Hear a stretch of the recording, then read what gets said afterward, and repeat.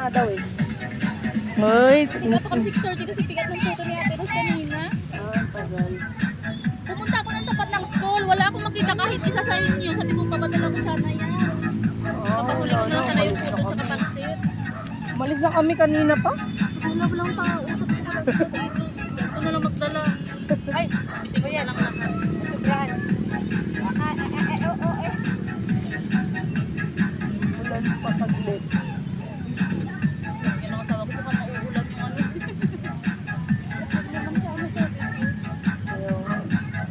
Sarap talaga. Boodle pie. Ang galing kasi boodle pie tapos puti. ito nagtatago talaga ito si Tol. Kaya nga eh. Ano mo? Ay, ano ba siya ba? Ay, akala ko sabi ko yung sugot mo. Sabi ko, sana magkasya pala sa'yo. Iba to? Akin to? Wala, di kasi.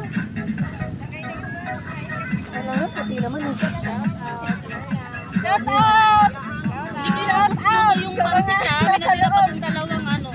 Para sa sunod na araw may luto. Ay, ko paano?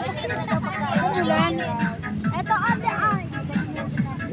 Ang dami no? Ito na yung mga kabilbilan. Kanin muna namin ano. Dali na natin pagkain. Oh, ay, lang lagay ko. Tatayo ka doon. Wala namang ulan. Lalakas ang ulan. Wala, maulan na.